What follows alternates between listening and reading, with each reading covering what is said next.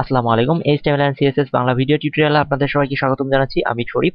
বন্ধুরা, আপনারা জানেন আপনাদেরকে আমি এইচটিএমএল এবং সিএসএস টা একদম বেসিক লেভেল থেকে শেখানোর চেষ্টা করতেছি। এইচটিএমএল এবং সিএসএস যে বেসিক জিনিসগুলো আসলে সবার প্রথমে জানা দরকার, সেই জিনিসগুলো আমি আপনাদের সাথে ফার্স্টে ডিসকাস করছি।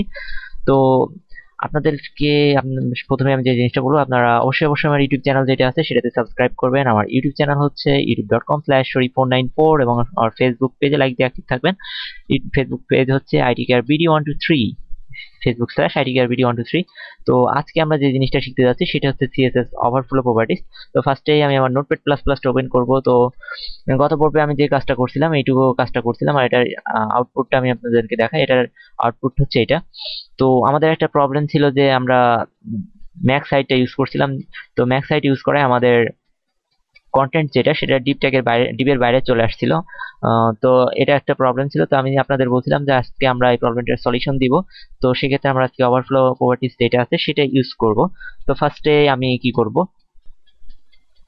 তো আমি লিখবো এখানটাতে আসবো, লিখবো overflow OVERFLOW overflow colon overflow আমি লিখলাম হিডেন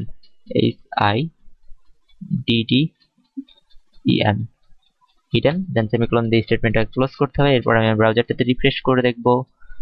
তো দেখেন এখানে কি হয়েছে, এটা জাস্ট একটা কন্টেন্ট রাখছে, বাদ বাকি কন্টেন্টগুলোকে কিন্তু সে হিডেন করে দিছে।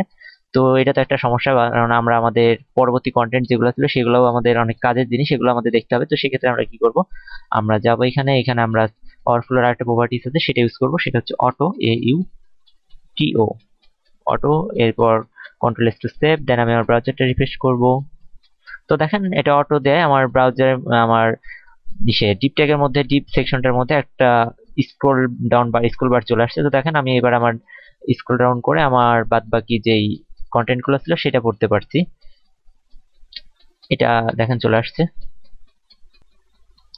এখন আমি কি করব, আর একটা প্রপার্টিস ইউজ করব। ফার্স্টে আমি ম্যাক্সটাকে রিমুভ করে দিব, জাস্ট হাইট রাখবো। আর এখানে আমি আরেকটা ওভারফ্লোর আরেকটা প্রপার্টিস আছে সেটা ইউজ করব। এটার নাম হচ্ছে স্ক্রল SCRO ডাবল। এবার কন্ট্রোল S টু সেভ দিলাম। এবার ব্রাউজারে এসে রিফ্রেশ করব। তো স্ক্রল অ্যাড করায় কি হবে, আমাদের একটা স্ক্রল অ্যাড হয়ে যাবে, সেটা আমাদের কন্টেন্ট ছোট হোক বড় হোক একটা স্ক্রল অ্যাড হবে তো হবেই, আর এটা থাকবে স্ক্রলটা। আচ্ছা, এরপর আমি আসবো নোটপ্যাডে।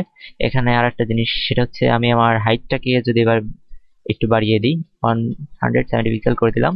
এরপর ব্রাউজারটাকে রিফ্রেশ করি। তো দেখেন এটা একটু বড় হয়ে গেছে, আর আমার স্ক্রল বারটা এখানে এখনো আছে। আর আমি যদি এখন একটা কাজ করি, আমার যে কন্টেন্ট গুলো আছে আমি যদি আমার কন্টেন্টটাকে এবার কমিয়ে দিই, এই দুইটা কন্টেন্ট রাখলাম আমি, কন্ট্রোল S টু সেভ দিলাম। এরপর ব্রাউজারটা রিফ্রেশ করি। তো দেখেন এখানে কিন্তু এখন জাস্ট দুইটা কন্টেন্ট আছে, বাট এখানে কিন্তু আমাদের সেই স্ক্রল ডাউনটা নেই, কারণ এখানে আমাদের কন্টেন্ট কম, বাট স্ক্রল বারটা কিন্তু এখানে আসছে। তো স্ক্রল অ্যাড করে কি হবে, আপনার কন্টেন্ট কম থাকলেও আপনার ডিপ ট্যাগে একটা স্ক্রল থাকবেই, আর এই ক্ষেত্রে স্ক্রলটা থেকে যাবে আর কি। তো আমার মনে হয় আপনাদেরকে সাকসেসফুলি এই জিনিসটা বোঝাতে পারছি আপনার। তো আপনার সম্ভবত কোনো প্রবলেম থাকার কথা নয়, আর প্রবলেম থাকলে সেটা আপনারা জানেন কিভাবে আমাকে জানাতে হবে।